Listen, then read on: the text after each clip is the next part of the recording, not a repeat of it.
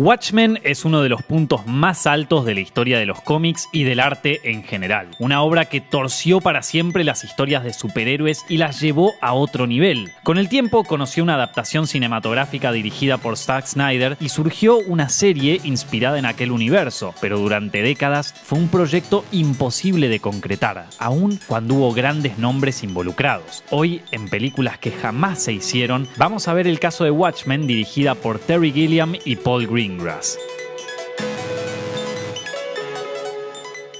A principios de los años 80, el guionista británico Alan Moore era uno de los nuevos referentes de la industria de los cómics gracias a creaciones tan impactantes como personales, como V de Venganza y su reinvención de Swamp Thing, el clásico personaje de la editorial DC. En sus trabajos, Moore demostraba su capacidad para contar historias entretenidas, pero también cerebrales y con fuertes elementos políticos y sociales. Pero su consagración llegó cuando se unió al dibujante Dave Gibbons y ambos crearon la serie limitada Watchmen.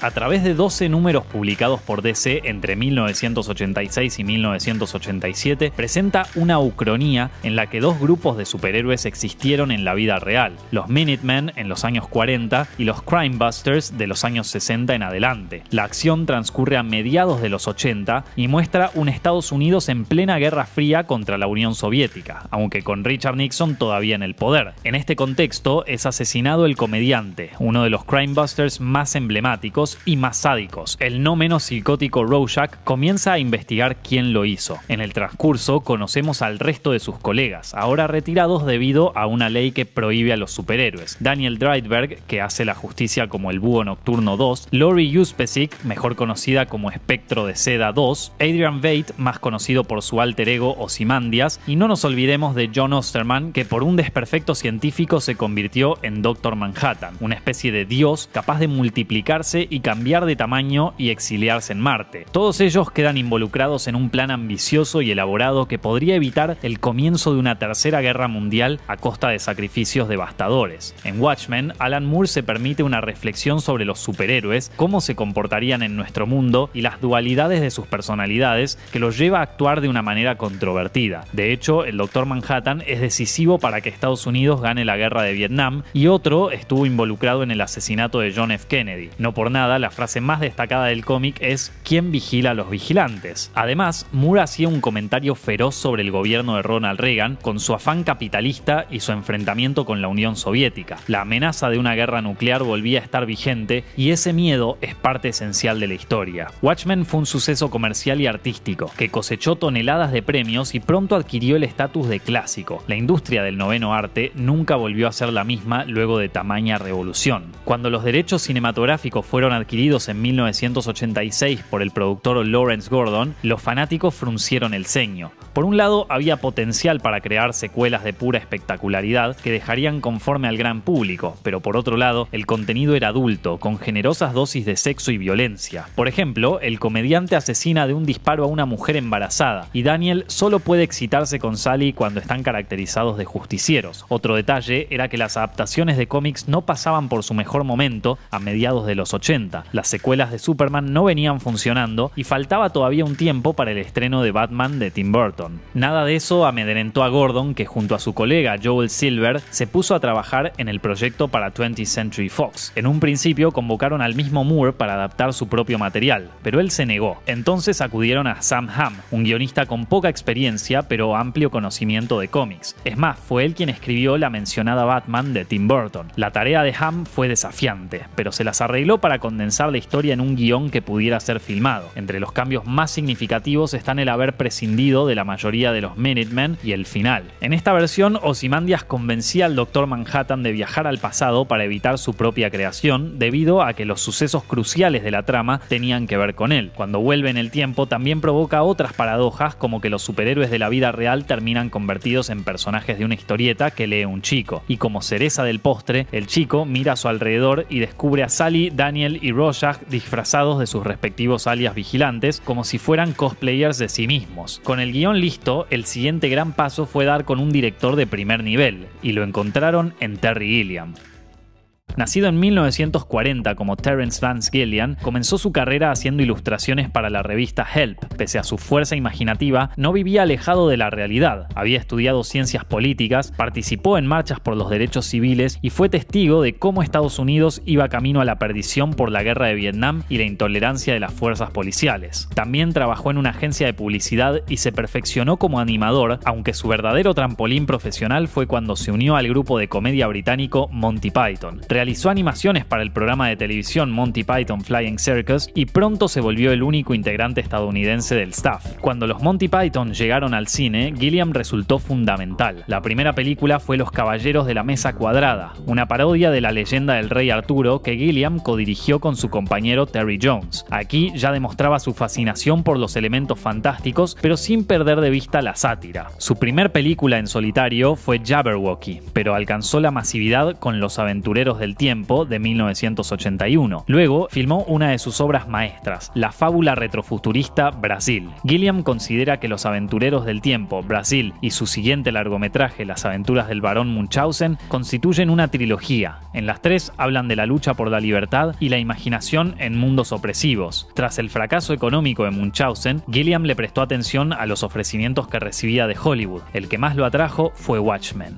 Al director le gustaba el concepto planteado por Moore y Gibbons, pero no tanto el guión de Hamm. Creía que se alejaba del tono del cómic y que ahora los personajes parecían simples superhéroes. Entonces convocó a Charles McKeown, con quien había escrito Brasil, y luego se sumó también Warren Scarren, conocido por haber retocado Beetlejuice y Batman. Además de quitar algunas partes y agregar otras de las viñetas, el cambio más duro fue incorporar el diario de Rorschach como voz en off. Sin embargo, el director y sus nuevos guionistas dejaron el final creado por Hamm. Gordon, Silver y Gilliam eran optimistas y ya planeaban avanzar con la producción. El rodaje tendría lugar en los estudios Pinewood de Londres, acorde a una superproducción de aquella magnitud. Pero los detalles más jugosos venían por el lado del casting. El elenco tentativo tenía a Kevin Costner como Daniel Dreidberg, Jamie Lee Curtis como Sally, Gary Busey como el comediante, Robin Williams como Rorschach y Arnold Schwarzenegger en el rol del Dr. Manhattan. Más acá en el tiempo, Moore contó que David Bowie quiso interpretar a Rorschach, pero los deseos del equipo se estrellaron cuando Fox solo les dio $25 millones. Esto se debió a que el estudio estaba al tanto de que Gilliam se había pasado del presupuesto con Munchausen. Por su parte, Silver tampoco venía de tener un antecedente tan favorable, produciendo Duro de Matar 2. Al mismo tiempo, Gilliam no estaba seguro de que la adaptación le estuviera haciendo justicia al cómic. Una película de 2 horas le parecía insuficiente para plasmar lo mejor de la obra de Moore y Gibbons. La incertidumbre lo llevó a comunicarse con Moore para preguntarle cómo le gustaría que adaptara Watchmen, y la respuesta del autor fue categórica: no la adaptes. Ante un panorama tan incierto, Gilliam decidió dar un paso al costado. Para 1991, la producción de Watchmen se estancó y Fox le cedió los derechos a Largo Entertainment. Pero al ver que en Largo tampoco pasaría demasiado, Gordon reembolsó a la Fox para llevar el proyecto a otra compañía. La siguiente parada fue Warner Bros., que parecía decidida en concretar la película. Gordon acudió nuevamente a Gilliam, que venía de triunfar con Pescador de Ilusiones. El director seguía pensando que una película no alcanzaría para ser fieles al cómic y que se debería optar por adaptarlo como una miniserie de 5 horas, pero Gordon se mantenía firme en hacer un largometraje.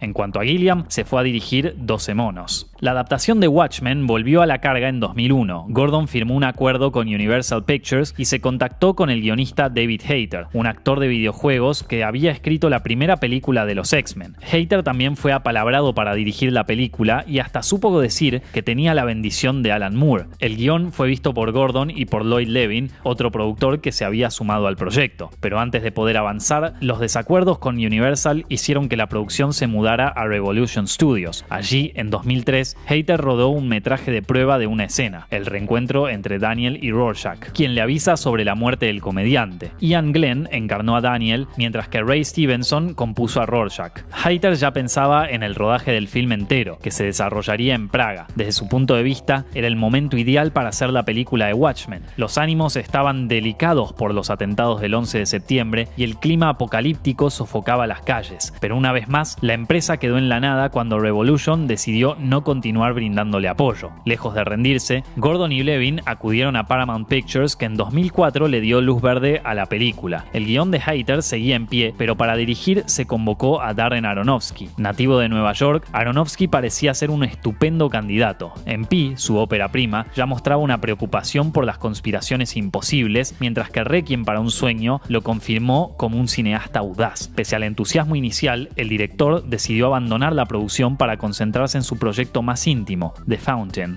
Gordon y Levin salieron rápido a buscar un reemplazo y lo encontraron en Paul Greengrass. Este director inglés comenzó su carrera como periodista. Los temas políticos y sociales eran su foco de interés y lo mantuvo cuando empezó a filmar. Su ópera prima fue Resurrected, sobre un soldado que peleó en la Guerra de Malvinas. De ahí pasó a dirigir mayormente producciones televisivas igual de agudas, pero no llamó la atención hasta 2002 cuando estrenó Domingo Sangriento. Basada en un hecho real, muestra una manifestación en Irlanda del Norte que culminó en una masacre. El estilo documental, con mucha cámara en mano, cautivó a Hollywood, que lo llamó para dirigir La Supremacía Bourne. Aquí, Greengrass demostró ser capaz de adaptarse a un film de gran presupuesto sin perder ni su potencia visual ni su espíritu contestatario. Cuando fue convocado para dirigir Watchmen, Greengrass ya era fanático del cómic y tenía una visión clara de lo que quería hacer. Para empezar, la acción ya no transcurría en los 80, sino en el presente. El realizador se inspiró en el gobierno del por entonces presidente de los Estados Unidos, George Bush. Encontraba similitudes entre Bush y Reagan, de modo que un cambio de época podría funcionar. Por supuesto, no olvidaba conservar el concepto del cómic y su propuesta de un mundo como el nuestro, pero dado vuelta. El director también quería intercalar noticias para darle una impronta de documental más realista, una búsqueda novedosa en una película con superhéroes, debido a que Batman Inicia de Christopher Nolan aún no se había estrenado. La producción se puso en marcha y el diseñador de producción Dominic Watkins preparó el arte conceptual. Como la versión de Gilliam, la filmación se realizaría en Pinewood. Allí, Watkins ya visualizaba reconstruir partes de Nueva York. En tanto, el equipo de efectos especiales hacía pruebas para el Dr. Manhattan. Como Greengrass estaba preocupado por la autenticidad, no quería abusar de la tecnología ni de los efectos visuales. En cuanto al elenco, Greengrass también tenía ideas prometedoras. Joaquin Phoenix como Daniel, Tom Cruise o Jude Law en el papel de Ozymandias, Hilary Swank como Sally y Ron Perlman para el comediante. Para interpretar a Rorschach tenía en mente a Paddy Considine. Todo parecía tan encaminado que Paramount lanzó un teaser, hoy desaparecido, y hasta reveló algunos diseños. Gilliam llegó a conocer las ideas de Greengrass y le gustaron, aunque no creía que un film tan oscuro pudiera tener el visto bueno de un gran estudio. Y como si aquella preocupación de Gilliam fuera una premonición oscura, a mediados del 2005 el proyecto se vino abajo, una vez más por recortes de presupuesto. Decepcionado, Greengrass se fue a rodar Vuelo 93 y luego Bourne: El Ultimátum. Finalmente, la versión cinematográfica de Watchmen fue concretada en 2009 por Zack Snyder. Como en el caso de 300, su película previa, fue muy fiel a la estética del cómic. Solo hizo algunos cambios, incluyendo una parte del final. Snyder conocía los intentos previos de adaptar la historia y odiaba lo que iba a hacer Gilliam. Hasta llegó a declarar que había salvado Watchmen de las garras del director de Brasil. En 2019, HBO estrenó la serie Watchmen, donde la acción sucede en el presente. El carácter crudo y realista y las temáticas sociales la acercan a la visión que tenía Greengrass. Watchmen pudo dar pie a la preproducción de películas diferentes entre sí y no deja de ser fascinante cómo hubiera sido cada una. Seguramente en mundos paralelos, como propusieron Moore y Gibbons en su cómic, estos cortes existan de verdad y hoy quizás sean clásicos. Y eso fue todo por hoy, amigos, pero no se vayan sin dejar su like ahí abajo, compartir este video con sus amigos y suscribirse a Zepfilms para más sobre sus películas favoritas. Mi nombre es Nicolás Amelio Ortiz y nos estamos viendo la semana que viene.